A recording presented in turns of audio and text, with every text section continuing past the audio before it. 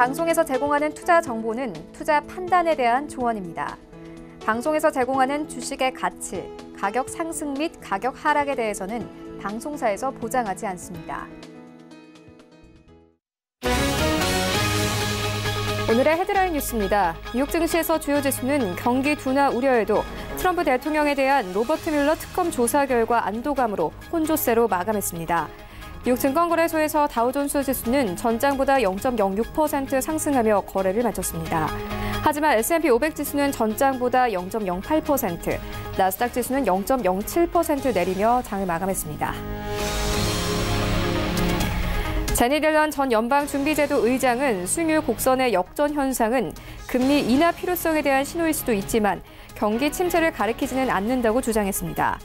옐런 전 의장은 홍콩에서 열린 컨퍼런스에 참석한 자리에서 이같이 밝히고 성장 속도가 둔화한 것은 사실이지만 경기 침체 상황에 직면하지는 않을 것이라고 주장했습니다. 패트릭 하커 필라델피아 연방준비은행 총재는 연준이 올해 한 번의 금리 인상을 할 것이라고 예상했습니다. 하커 총재는 런던에서 연설을 통해 이 전망을 둘러싼 위험이 늘어나고 있지만 연준은 올해 금리를 올릴 수 있을 것이라고 말했습니다. 애플이 신개념 TV 스트리밍과 뉴스 사업을 발표했습니다. 팀 쿡 애플 CEO는 현지 시간 25일 애플 스페셜 이벤트에서 연간 10억 달러 이상을 투자하는 새로운 TV 스트리밍 서비스인 TV 플러스와 번들형 뉴스 잡지 구독 서비스 뉴스 플러스, 구독형 게임 서비스 애플 아케이드, 골드만삭스와 제휴한 애플 카드를 발표했습니다.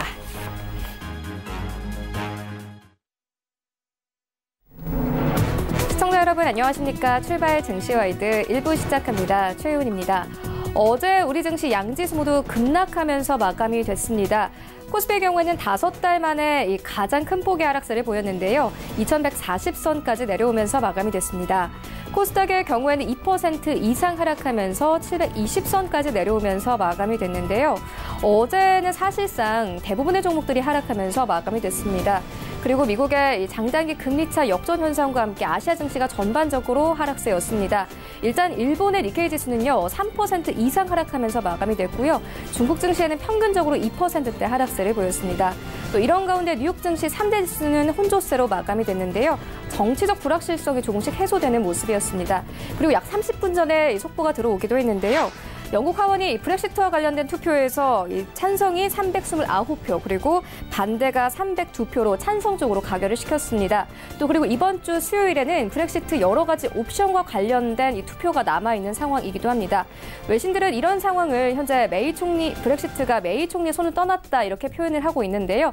아무래도 오늘 우리 시장에도 중요한 이슈가 될 것 같습니다. 오늘 일부와 함께 정확하게 알아보도록 하겠습니다. 네, 먼저 오늘 글로벌 시시각각 시간에는요. 트럼프 대통령이 스티브 무어를 연준 이사에 지명을 했습니다. 그런데 스티브 무어는 제롬 파월 의장을 신랄하게 비판해온 경제학자이기도 해서 현재 논란이 일고 있습니다. 함께 살펴보도록 하고요. 브렉시트 철회를 요구하는 서명자 수가 530만 명을 넘어섰다고 합니다. 영국 전체 인구의 8%에 해당하는 수치인데요. 오늘도 여러 가지 소식 들어와 있는 만큼 함께 살펴보도록 하겠습니다. 네, 이어지는 라이브 이슈타임에서는요. 어제 세계 증시가 아래 공포, 그러니까 이 경기 침체 공포로 하락을 했습니다. 이렇게 혼란스러운 장에서는 어떤 전략을 가지고 가야 할지 함께 살펴보도록 하겠습니다. 이어서 반도체주에 대한 전망이 하루가 다르게 엇갈리고 있습니다. 관련된 종목들의 투자 의견도 함께 들어보도록 하겠습니다. 출발 증시와이드 1부 지금 출발합니다.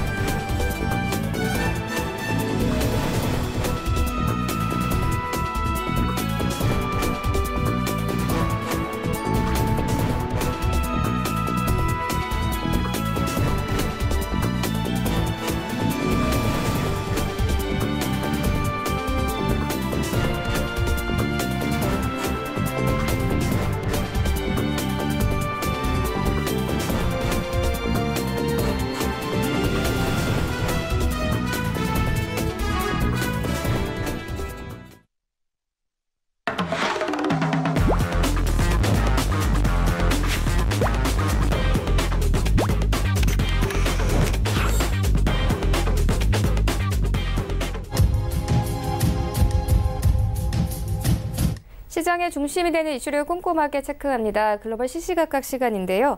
바로 투자증권 윤정식 과장 화상으로 연결되어 있습니다. 안녕하십니까? 네, 안녕하세요. 네, 과장님 먼저 뉴욕 증시 3대 지수부터 좀 짚고 가도록 하겠습니다. 3대 지수가 혼조세로 마감이 됐는데요. 일단 트럼프 대통령과 관련된 정치적 불확실성이 조금씩 해소되는 모습이었습니다. 그리고 미중 무역 전쟁에 대한 긍정적인 소식이 들려오면서 관련된 수혜주인 캐터필러가 1% 정도 이상 상승을 했더라고요. 이런 시장 상황들 조금 더 자세하게 좀 짚어주시죠.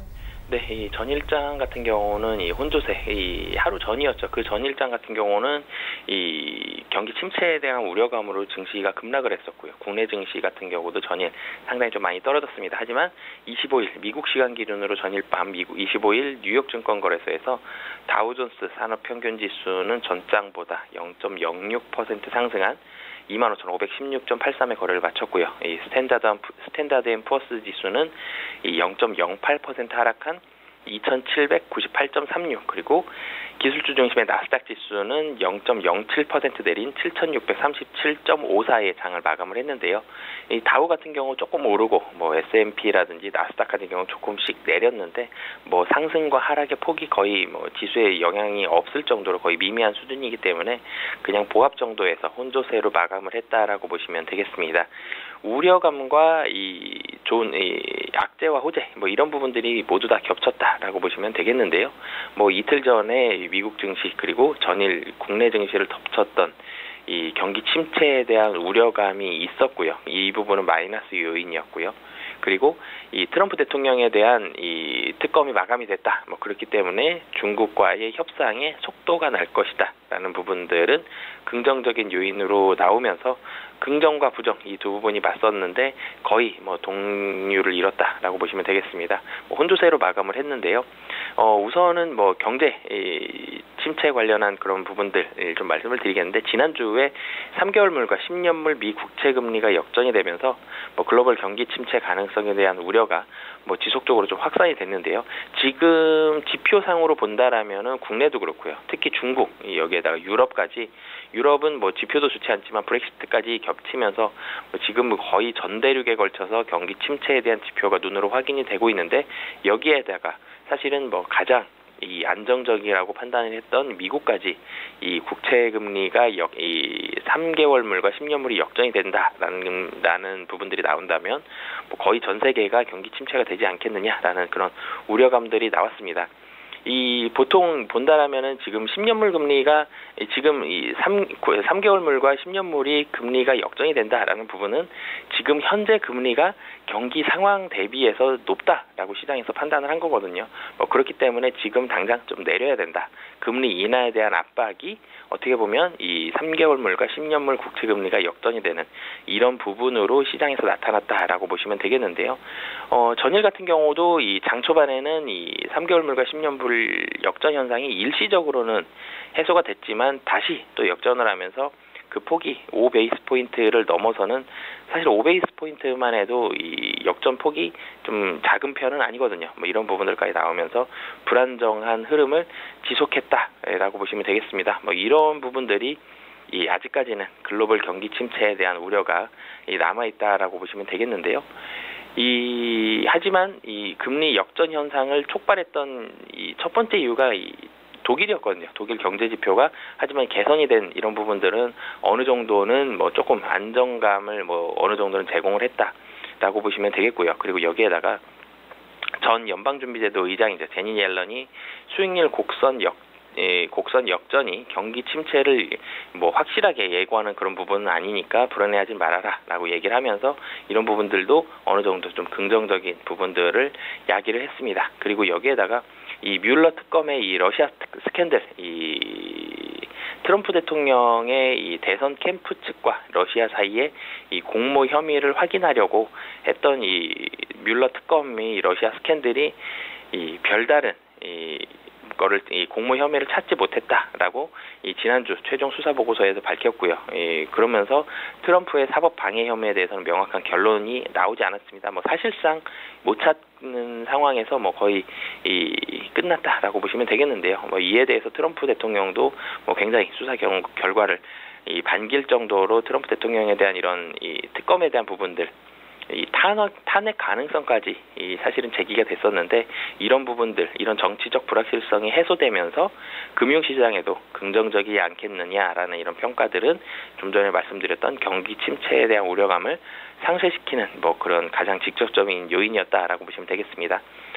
특히 백악관에서는 이 뮬러 특검에 대한 이 관심도가 상당히 좀 컸었고 그 부분에 집중을 했었는데 이 뮬러 특검에 대한 불확실성이 해소가 되면서 중국과의 협상 타결에 좀 더 집중할 것이라는 기대감도 뭐 시장에 긍정적으로 작용했다라고 보시면 되겠습니다. 이 로버트 하이저 미 무역 대표부 대표 그리고 스티브 무너신 재무상관이 28일부터 이틀간 베이징을 찾아서 고위급 무역회담을 재개한다는 점도 지금 특검이 해소된 부분들과 맞물려서 긍정적인 부분에 있어서의 시너지를 좀 내고 있다라고 보시면 되겠는데요. 아직까지는 뭐 협상에 대한 이 우려감들 그리고 서로 좀 팽팽히 맞서고 있다는 점은 조금 부담스러운 부분이지만 그래도 특검이 해소가 됐고 이제 이 해소가 되는 시점에 맞춰서 28일부터 이 고위급 무역회담이 재개된다는 점은 뭐 시장에 있어서는 충분히 좀 기대감을 가질만 하다라고 보시면 되겠고요. 영국의 브렉시트 관련 불확실성도 사실은 지속되고 있습니다. 영국에서 뭐 거의 지금 뭐 방향성을 못 잡는다라고 보시면 되겠는데요. 지난 주말 같은 경우는 뭐 거의 사상 최대 규모의 그런 시위도 나왔고요. 메이 총리에 대한 탄핵 얘기까지 나오면서 상당히 좀 좋지 않은 모습. 유럽에 있어서 독일 지표가 개선된 점은 좋지만 뭐 어떻게 보면 유럽에 있어서 가장 큰 정치적 이슈인 브렉시트는 아직 뭐 거의 첩첩산중에 막혀 있다라고 보시면 되겠습니다. 종목별로 보신다면은 애플 주가는 1.2% 하락을 했는데요. 뭐 지난주 같은 경우는 이 애플 주가 좋았었는데 이번에는 뭐 크게 뭐 뉴스 구독 및 TV 시청 서비스, 뭐 신용카드 서비스 이런 부분들을 발표했는데 뭐 크게 뭐 이 시장에 있어서는 긍정적인 반응을 일으키지 못했다라고 보시면 되겠고요. 산업주가 0.24% 정도 올랐고 임의소비대 0.56%, 금융주는 뭐 소폭 하락했고요. 기술주도 소폭 내렸는데 상승과 하락의 폭 전체적으로 지수만큼 이런 업종별로도 크지는 않았다라고 보시면 되겠습니다. 경제 지표도 전체적으로는 좀 부진을 했는데요. 시카고 연방준비은행에서 전미활동지수 마이너스로 발표를 했고요. 뭐 1월 지표는 어느 정도 상향 조정은 됐지만 그래도 마이너스 이 상태다라고 보시면 되겠습니다. 뭐 댈러스라든지 뭐 이런 부분들에 대해서도 전체적으로는 이 기업 활동 지수라든지 이런 부분들이 크게 좋은 편은 아니고요. 아직 경기 지표 자체가 미국에 있어서의 시장, 뭐 글로벌 증시 모두가 기대를 하고 있지만 경기 지표 자체가 크게 좋아지지는 않는다라고 보시면 되겠습니다.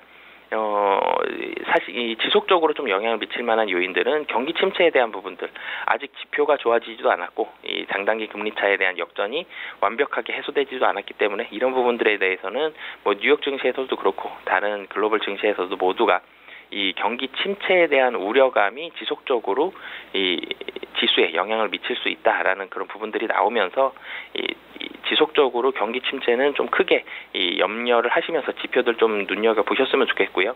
여기에다가 이 부분은 뭐 경기 침체는 지속적으로 가고 그리고 여기에다가 긍정적인 요인인 뭐 미중 무역 협상이 어느 정도 빨리 되느냐 그리고 브렉시트에 대한 부분들이 얼마나 빨리 불확실성이 해소되느냐라는 부분들을 플러스 요인으로 보시면서 시장을 대응하시면 좋으실 것 같습니다. 네, 알겠습니다. 그리고 간밤에 좀 뜨거웠던 애플 종목 이야기 조금 더 나눠보도록 하겠습니다. 과장님께서 1% 정도의 하락세를 보였다 이렇게 짚어주셨는데요. 외신들을 보니까 두 가지 정도를 좀 짚고 있는 것 같습니다. 일단 이번에 가격을 공개를 안 했고요. 그리고 또 이 스트리밍 서비스에서 어떤 콘텐츠를 제대로 보여줄 것이냐 이런 부분도 좀 확인이 되지 않았습니다. 어떻게 보십니까? 네, 우선은 애플 같은 경우 사실은 이 스티브 잡스 전 CEO가 살아있을 때는 이런 신비감, 신비주의 같은 부분들이 실질적으로 시장의 영향이 긍정적으로 좀 미쳤습니다. 뭐 분명히 이 스티브 잡스는 잘할 것이다. 이 애플의 제품은 좋을 것이다. 이 소비자들을 만족시킬 것이다라는 이런 기대감들이 상당히 좀 강했었는데 이번에는 사실은 약발이 좀 먹히질 않았다라고 보시면 되겠습니다. 그러면 공개 안 한 부분들에 대한 기대감이 시장에서 사실은 기대감이 전보다는 뭐 거의 전에 대비해서 상당히 미치지 못할 만큼 굉장히 좀 좋지 않은 그런 기대감들, 낮은 수준의 기대감들을 가지고 있기 때문에 그런 부분들을 상쇄시킬 만한 좀 파격적이고 시장의 그런 기대감을 뛰어넘을 만한 이 제품들이라든지 그런 서비스가 좀 필요한데 아직까지는 이 시장에 있어서는 영향력은 좀 미치지 못하다라고 보여지고요. 하지만 지금 공개를 하지 않았습니다. 스트리밍 서비스라든지 뭐 카드 서비스 뭐 이런 부분들 공개를 하지 않았는데 이런 부분들이 좀 시장 예상치, 시장 기대치를 뛰어넘는 만한 부분들이 나온다면은 이런 부분들을 턴어라운드 시점으로 잡아서 애플 주가가 좋을 것으로 보여지지만 그런 부분들이 나오기 전까지는 시장에 있어서는 아직까지는 조금은 이 약발이 좀 안 먹힌다라고 보시면 되겠습니다. 네, 알겠습니다. 이어서 다음 이슈로 옮겨가 보도록 하겠습니다. 이 트럼프 대통령이 스티븐 무어를 연준 이사에 지명을 했습니다. 그런데 스티븐 무어는 이 제롬 파월 의장을 신랄하게 비판해온 경제학자이기도 한데요. 아무래도 좀 이 독립성 침해 우려가 있는 것 같습니다. 어떻게 보십니까? 네, 이 도널드 트럼프 대선 캠프의 경제 고문이었고, 그리고 사실 경제 고문이었다기보다는 더 유명한 게 지금 미국 중앙은행 연방준비제도의 제롬 파월 의장을 굉장히 좀 강하게 비판을 했던 걸로 유명을 했었던 이 파월 저격수죠. 이 파월 저격수 스티븐 무어가 연준 이사에 지명될 것이라는 이런 점이 지금 미국에서 상당히 좀 이슈가 되고 있는데, 현재 연준 이사진은 총 7명을 앉힐 수 있는데 그중에서 2명이 공석입니다. 이 공석인 부분에 있어서의 이 트럼프 대통령이 지난 22일이었죠. 자신의 트위터를 통해서 매우 존경받는 경제학자인 스티븐 무어가 연준 이사에 지명될 것이라는 점을 발표하게 돼 기쁘다. 이런 부분들을 밝히면서 시장에 있어서 연준 독립성에 대한 이런 우려감들이 나오고 있는데요. 이 보수 성향입니다. 이 무어 같은 경우 보수 성향의 헤리티지 재단에서 활동하고 있는데, 여기서 트럼프노믹스를 가장 대표적인 게 감세라는 부분이 나오면서 감세를 주장하는 트럼프노믹스를 지지하면서 이 레리 커들러, 지금 백악관 국가경제위원회 위원장으로 있는 레리 커들러와 상당히 좀 가까운 사이로 알려졌는데요. 특히 이 트럼프 대통령이 연준이 미국 경제 성장을 저해한다라면서 파월 의장을 상당히 좀 강력하게 공격을 했었고요. 월스트리트 저널 보도에 따르면 무어는 이 기고문 인터뷰 같은 데에서 연준은 재앙이다. 왜 우리가 연준이 필요한지를 논의를 해야 된다. 파월 의장은 무능하다. 이런 표현들까지 나올 정도로 굉장히 강력하게 비판을 해왔는데요. 이런 부분들이 굉장히 노골적인 친트럼프 인사가 연준 이사로 지명된 것에 대해서는 시장은 상당히 좀 긴장을 하고 있다. 찬반이 좀 팽배하게 맞서고 있다. 라고 보시면 되겠습니다. 네, 알겠습니다. 이어서 영국 이슈 다뤄보도록 하겠습니다. 저희가 오프닝 때 조금 속보로 전해드린 소식이기도 한데요. 영국 하원이 브렉시트 통과 관련된 투표와 관련해서 이 찬성 329표로 가결을 시켰습니다. 이제 영국 의회가 브렉시트 의사 일정 주도권을 갖게 됐는데요. 메이 총리 손 떠난 것 같습니다. 과장님 어떻게 보십니까? 네, 우선은 메이 총리가 지금 영국에 있어서의 영향력 굉장히 좀 많이 줄어들었습니다. 이 브렉시트를 반대하는 이 대규모 집회가 지난 주말 영국 거의 사상 최대 규모의 시위가 벌어졌는데요. 이런 큰 시위가 100만 명 이상이 지금 추산이 되고 있는데, 이런 정도로 열릴 정도까지, 그리고 의회에서는 거의 메이 총리에 대한 쿠데타 방안을 논의했다라고 보도가 될 정도로 메이 총리의 사퇴가 굉장히 크게 압박이 되면서 메이 총리는 이 브렉시트 때문에 정치적인 입지가 굉장히 많이 줄어들었습니다. 그렇기 때문에 메이 총리에 대한 영향력 이미 사실은 굉장히 좀 많이 줄어들었던 부분들이 있고요. 여기에다가 이제는 의회 쪽으로 공이 넘어갔기 때문에 이 메이 총리 혼자 조금 많이 고군분투하려고 좀 뛰었던 그런 부분들은 이 시장의 이 브렉시트에 대해서는 결정을 굉장히 좀 내리지는 못했었고요. 이제는 의회 쪽으로 공이 넘어갔기 때문에 의회 쪽으로 인해서 조금 더 빠른 속도가 나지 않을까라고 보여집니다. 네, 알겠습니다. 지금까지 바로투자증권 윤정식 과장과 함께했습니다. 고맙습니다. 네, 감사합니다.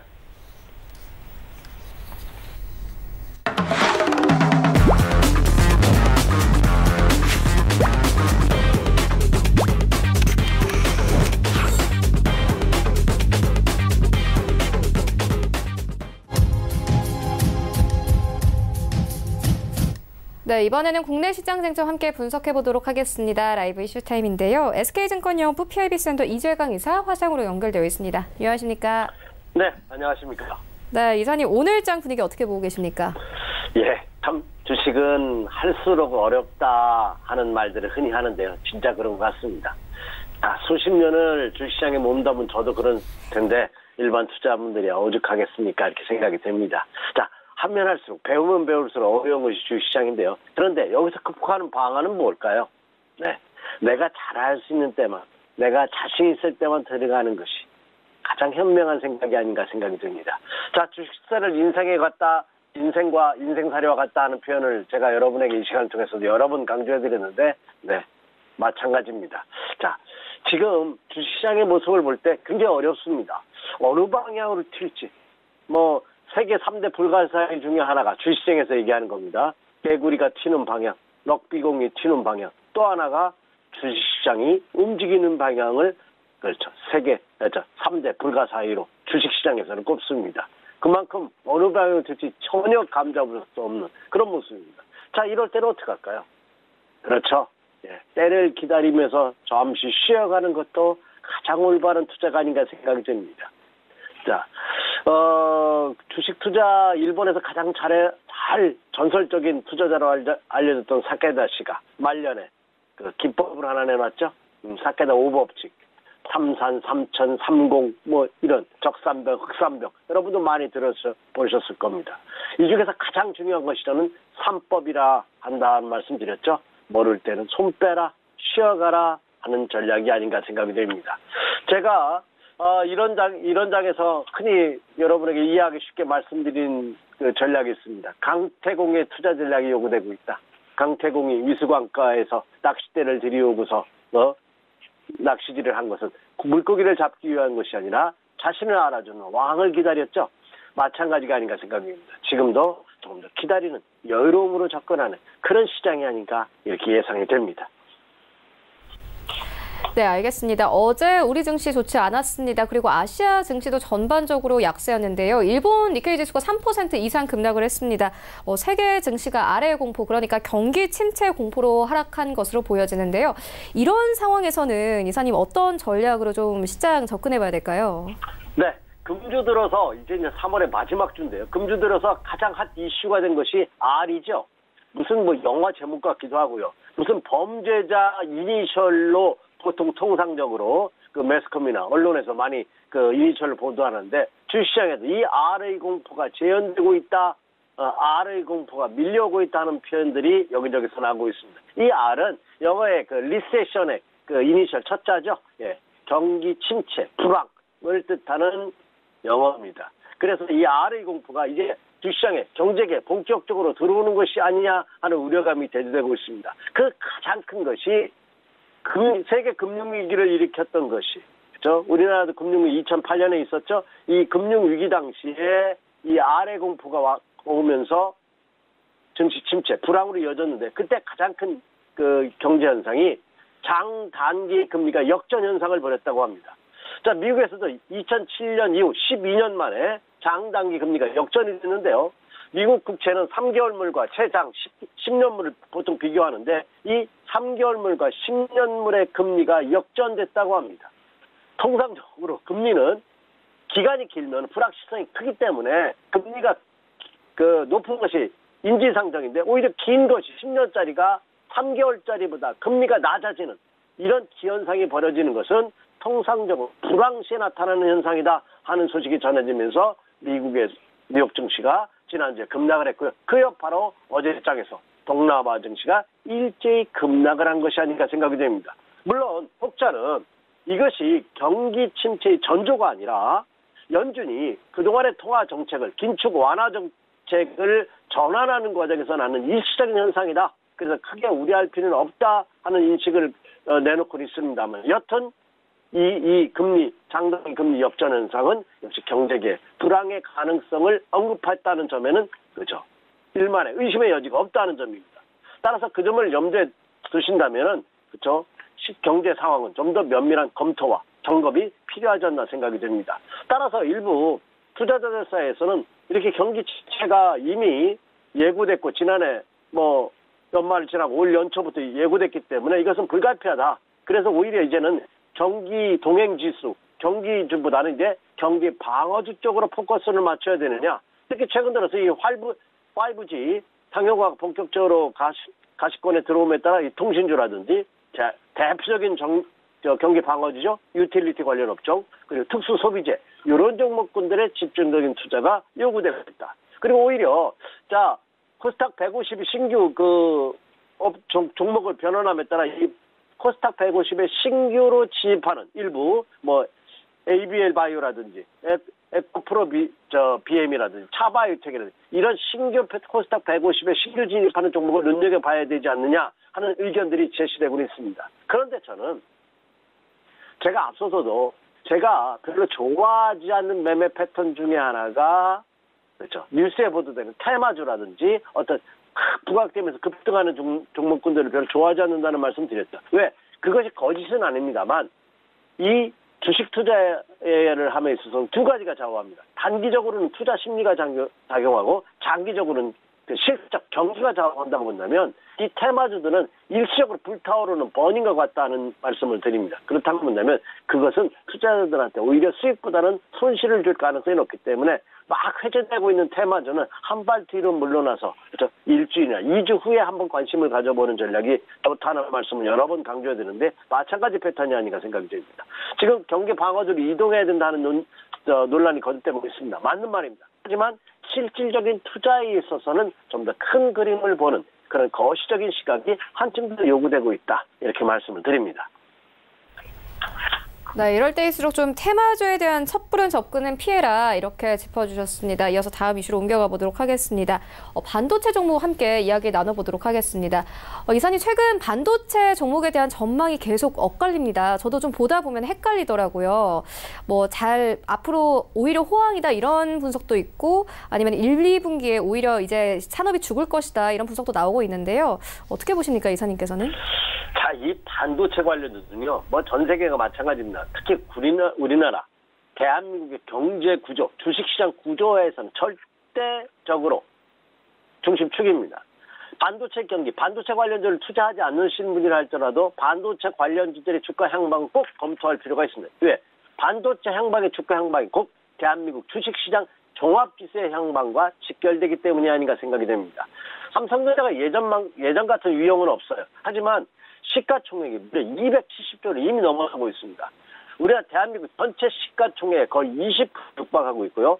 관계 계열, 산업에 미치는 영향을 감안해 본다면 저는 30% 정도의 이상의 영향은 이 삼성전자를 포함한 반도체 관련주들이 갖고 있지 않나 생각이 됩니다. 자, 이 반도체 관련주는 지난해 연말부터 올해 들어서 계속해서 논란을 거듭하고 있습니다. 특히 외국인 투자가들이 올 2019년에 대한 전망을 부정적으로 내놓으면서 국내 주시장에 대한 불안감을 가중시켰는데요. 그런데 막상 뚜껑이 열리고 보니까 지난 1월과 2월 엄청나게 삼성전자, SK하이닉스를 외국인 투자가들이 쓸어담는 모습을 보였습니다. 물론 지난 2월 중순 이후부터는 다소 주춤거리면서 3월 들어서는 외국인 투자가들이 반도체 관련주를 3월 월 초에는 매도했습니다만 최근 들어서는 다시 매수에 나서는 그런 모습이 다시 나타나고 있다는 점입니다. 따라서 그러한 점을 감안해 본다면 이 삼성전자와 SK하이닉스가 이끄는 반도체 관련주들의 주가 향방은 면밀한 검토가 필요하지 않을까 생각이 됩니다. 자, 경기에 대한 불확실성, 아래 공포가 급습하면서 이 반도체 관련된 크게 출렁거리는 모습이 미국 시장에서 나타나고 있고 국내 시장에서도 나타나고 있습니다. 물론 일부 혹자는 이 반도체 가격, 특히 랜드프레시라든지 이 메모리 가격의 침체가 너무 과한 것이 아니냐, 너무 기후에 불과한 것이 아니냐 하는 논란을 펴고 있습니다. 디램의 수요는 빠르면 올 하반기부터는 회복될 가능성이 없다. 특히 그 스마트폰이 5G에 들어가는 부품이라든지 5G 핀과 그리고 폴더블 폰의 부품의 매출 증가가 계속해서 예상이 되고 있다. 그리고 이미 지난주에 발표됐던 미국의 마이크론이 디램과 랜드프레시 메모리를 무려 5% 감산 발표를 하면서 국내 시장에는 반사이익이 제공될 가능성이 높다. 그로 인해서 지난주에 삼성전자가 지난 금요일장이었죠? 지난 목요일장이었네요. 크게 급등한 4% 이상 크게 급등하는 모습이 이미 시장에서 펼쳐지기도 했습니다. 그렇다는 점을 감안해 본다면 삼성전자와 SK하이닉스가 오히려 지금이 저점의 시점이 아니냐 하는 논란도 있습니다만, 그러나 중요한 것은 이 삼성전자는 특히 대한민국 시장에서 어떤 그 개별 종목, 그 개별 업종에 대한 실적 전망이라든지 기업 실적 경기의 전망보다는 더 큰 시각, 거시적인 안목에서 접근해야 되지 않나 이렇게 생각이 됩니다. 그리고 반도체는 지난해 4, 4분기 이후에 올 상반기는 적어도 매출의 감소는 불가피할 것으로 이렇게 예상이 됩니다. 물론 삼성전자는 어제 일부 경기 불확선 R에 대한 공포가 있었습니다만 외국인 투자자들이 최근 3거래일 동안 엄청난 매수를 이미 보이고 있습니다. 어제까지 지난 목요일부터 3거래일 동안 무려 700만 주가 넘는 외국인 투자자들의 매수가 이어졌습니다. 어제도 매수를 했어요. SK하이닉스는 어제는 매도는 했지만 최근 5개월 동안 270만 주가 넘는 순매수를 외국인 투자자들 하고 있다는 점입니다. 이미 악재가 나온 상황에서. 그렇다는 점을 감안해 본다면 역시 반도체 관련주들이 일적인 악재로 인한 급락 가능성은 없다 하더라도 상승을 하기까지는 다소 확인해야 될 그런 사항은 불가피하다. 그래서 어떤 개별 종목에 대한 어떤 재료나 이런 것보다는 좀 더 거시되는 안목과 반도체 관련주들은 접근할 필요가 있겠고, 그리고 최근 시장의 움직임을 감안해 본다면 특히 지표 종목인 삼성전자와 SK하이닉스 같은 이 반도체 관련주들은 다소 박스권의 혼조가 예상되고 있지 않나. 그래서 투자자분들께서 이 점을 염두에 두시면서 매매 전략과 투자 전략을 세우십시오. 이렇게 말씀을 드립니다. 네, 알겠습니다. 그렇다면 오늘장 전략도 함께 들어보도록 하겠습니다. 네, 결론에 이제 앞에 서두 모두에 언급해 드린 바와 같이 그렇죠? 한번 쉬는 것이 좋습니다. 매매는 결론적으로 말씀드릴게요. 매매는 개인 투자분들 지금은 당분간 쉬십시오 이렇게 말씀을 드립니다. 적어도 오늘이 화요일입니다. 적어도 이번 주중반 이후 목요일 오후장이나 금요일장에서 매수할까 여부를 판단해 보시고, 저는 주력은 금주는 그냥 넘기면서 다음 주 정도에 다시 전략을 세우는 것이 마땅하다 이렇게 말씀을 드립니다. 자, 결론부터 말씀드렸기 때문에 이 결론을 이렇게 내기까지 추정된 근거 지금부터 살펴드리도록 하죠. 자, 먼저 오늘의 투자 전략을 말씀드리기 앞서 체크 포인트 먼저 살펴드리도록 하겠습니다. 뭐겠습니까? 그렇죠. 원달러 환율 동향입니다. 어제 원달러 환율 동향 4원 10전이나 급등을 했어요. 크게 상승했죠. 1134원 20전입니다. 어제 종가를. 1130원대 이상에서 고공행진을 펼치는 원달러 환율 동향이라면 국내 주식시장의 상승은 제한적일 수밖에 없습니다. 지속적인 상승하기 어렵다는 말씀 이미 드렸습니다. 계속해서 환율 동향 언급해 주시기 바라고요. 자, 그리고 제가 지금은 오늘장은 특히 그리고 이번 주는 매매를 아예 쉬는 것이 좋다, 하지 않는 게 좋다는 말씀을 드렸던 이유 중에 하나가 또 뭡니까? 지난주에 주가가 상승하면서 최악의 국면은 벗어났습니다. 근데 일말의 우려감이 있다는 말씀드렸죠. 뭡니까? 거래량입니다. 거래량이 5거래일 동안 최소한 3일 이상은 5억 주 이상의 거래량이 유입돼야 된다는 말씀 드렸습니다. 코스피 시장을 기준으로 5억 주는 코스하고 2억 주대에 머무는 날도 있었고요. 3억 주 초반에 머무는 그런 저조한 거래량입니다. 이 정도 거래량 가지고 그렇죠. 놓여져 있는, 상승할 때마다 놓여져 있는 그 매물대를 돌파하기에는 힘듭니다. 어제 거래량이 3억 주를 간신히 넘은 3억 700만 주로 그렇죠. 거래량이 저조한 모습을 보였다는 점이죠. 거래량이 저조하는 것은 사상론과 같이 시장에 힘이 없다는 얘기입니다. 상승했다고 하여 하락했다고 하여 순간적으로 바뀔 가능성이 높다 이거죠. 그래서 거래량 여부 계속해서 체크해 주시기 바라고요.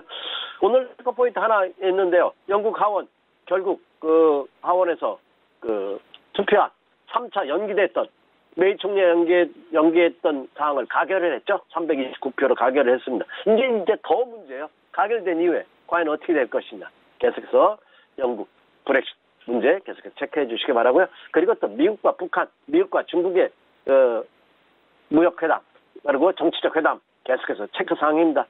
더군다나 국내 증시에는 미국과 북한, 미국과 중국의 이 회담 소식이 거의 절대적인 영향을 행사하고 있다는 점은 제가 부연 설명할 필요가 없지 않나 생각이 됩니다. 자, 28일과 29일 이번 주 주중반 이후죠. 그 로버트 하이저 무역 대표죠. 그리고 스티븐 뮤누신 그 재무장관이 베이징으로 가서 중국과 고위급 회담을 합니다. 그리고 다음 달에는 류어 부총리가 다음 달 초에는 그 뉴욕으로 가서 또 고위급 회담을 하죠. 과연 이 중국과 무역 간의 무역 회담 과연 할 것인지 말 것인지, 극적인 타결을 볼 것인지, 아니면 아주 극단적인 대치로 다시 들어갈 것인지 계속해서 체크해볼 필요가 있겠다, 이렇게 말씀을 드리고요. 그리고 이번 주에 또 중요한 체크 포인트가 두 가지 있습니다. 첫째는 실적입니다. 자, RA 공포를 세계적으로 세계적인 뿐만 아니라 우리나라에서도 이 RA 공포가 대두됐던 가장 큰 이유가 뭐죠? 예, 실적입니다. 경기 침체에 대한 우려가. 이번 주에 미국에서, 자, 26일이죠? 26일이면 우리나라 시간으로 내일입니다. 내일 새벽 정도 되겠네요. 3월 소비자 신뢰지수가 발표가 되죠. 그리고 28일에는 미국 GDP 발표가 됩니다. 과연 실제로 경기가 나빠지는지 한번 체크해 주시기 바랍니다. 그래도 오늘 새벽에 뉴욕 증시가 그래도 혼조 양상을 보인 것은 독일의 경제 지표가 좋았기 때문에 그렇죠.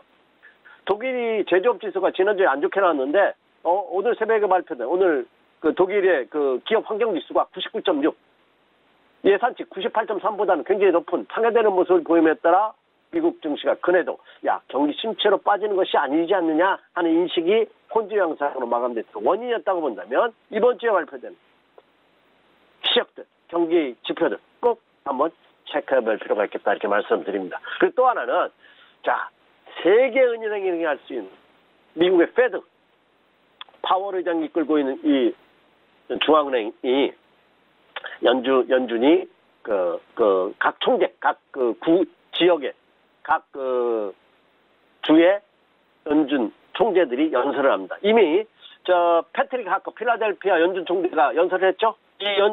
패트릭 하커 필라델피아 연준 총재는 올해 미국이 금리를 한 번 정도 인상해야 된다 하는 기존의 입장을 고수했습니다. 그러니까 미국 경기가 좋다는 얘기죠. 근데 이제 그 이후에 오늘 찰스 에반스 오늘 밤에 시카고 연은 총재가 연설을 하고요. 그리고 존 윌리엄스 뉴욕 연방은행 총재가 연설을 이번 주에 계속합니다.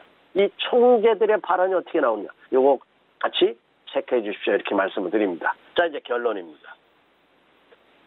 지금의 장은 추세 이탈이라고 한다면 다 팔고 좀 쉬십시오. 현금을 더 가지고 계십시오, 이렇게 말씀을 하는데 추세 이탈된 것은 아닙니다. 코스피 시장을 기준으로 2050포인트에서 2300포인트 사이에서 움직일 것이다 하는 말씀 드렸죠. 어제 종가 하락은 했습니다. 아이고, 최근 5개월 만에 최대의 낙폭이죠. 40포인트가 넘는 급락을 보이면서 코스피 지수가 2144포인트, 2140포인트대로 주저앉았습니다. 그런데도 추세 이탈은 아닙니다. 그러니까 아직도 하단으로 한 100포인트 정도, 상단으로 한 100포인트 정도 폭이 있어요.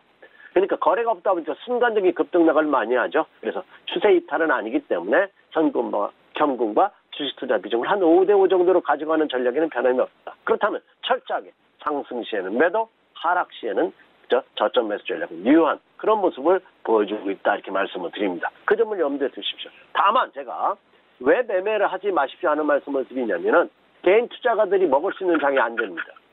아니다 싶으면 실주하는 용기와 결단이 필요한 자만이 냉정한 주식시장에서 수익을 올릴 수 있다는 사실 꼭 명심하시고요. 저는 개인 투자자분들은 이번 주 특히 오늘과 내일장에서는 매매를 좀 자제하면서 시장의 흐름을 향후 추이를 검토하는 이런 매매 전략이 바람직하다, 이렇게 말씀을 드립니다. 이상입니다. 네, 이슈와 전략까지 함께 만나보고 왔습니다. 지금까지 SK증권 영업부 PIB센터 이재광 이사와 함께했습니다. 고맙습니다. 네, 감사합니다. 네, 1부는 여기서 모두 마치도록 하고요. 잠시 후 2부에서는 전문가들과 함께하는 종목 라이브쇼, 라이브 매매 타임이 이어집니다. 여기에 더해서 오늘 장에서 이슈몰이를 하고 있는 특징주까지 꼼꼼하게 살펴봐 드리겠습니다. 채널 고정해 주시고요. 저희는 잠시 후 2부로 다시 찾아오도록 하겠습니다.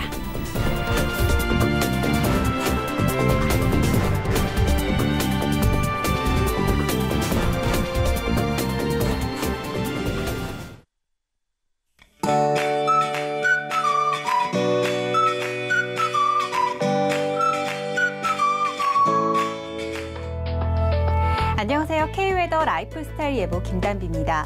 오늘 아침 서울의 기온 6도, 강릉 9도, 부산은 8도를 보이고 있는데요. 낮 기온은 20도 가까이 오르며 봄 기온이 완연해지겠습니다. 다만 낮 기온이 크게 오르는 만큼 일교차가 10도 이상으로 크게 벌어지겠는데요. 환절기 건강관리 잘해주시기 바랍니다. 한편 봄을 시샘하는 꽃샘추위가 물러나자 이번에는 미세먼지가 말썽입니다. 전국의 미세먼지 농도 나쁜 단계를 보이며 공기가 탁하겠는데요. 외출 시 미세먼지용 마스크 꼭 착용하시기 바랍니다. 오늘은 제주 남쪽 해상에서 동진하는 고기압의 가장자리에 들겠습니다. 다음은 자세한 지역별 날씨입니다. 중부지방 춘천은 4도에서 시작해 한낮에는 17도까지 오르겠고요. 인천의 낮 기온은 15도가 예상됩니다. 현재 동해안을 중심으로 건조주의보가 내려져 산불 조심하셔야겠고요. 낮 기온이 20도 가까이 오르겠습니다. 남부지방 대구의 아침 기온 5도, 낮 기온 20도로 일교차가 15도까지 크게 벌어져 유의하셔야겠습니다. 동해는 물결이 최고 3m까지 높게 일겠고요. 그 밖에 서해와 남해는 최고 2.5m까지 약간 높게 일겠습니다. 해양 활동 시 주의하시기 바랍니다. 이번 한 주는 비나 눈 소식이 잦습니다. 내일은 중부지방을 중심으로 비가 내리다 그치겠고요. 모레는 강원 영동과 경상도 위안을 중심으로 비 또는 눈이 내리다 개겠습니다. 날씨였습니다.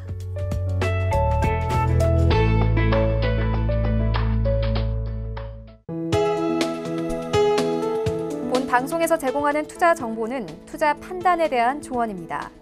방송에서 제공하는 주식의 가치, 가격 상승 및 가격 하락에 대해서는 방송사에서 보장하지 않습니다.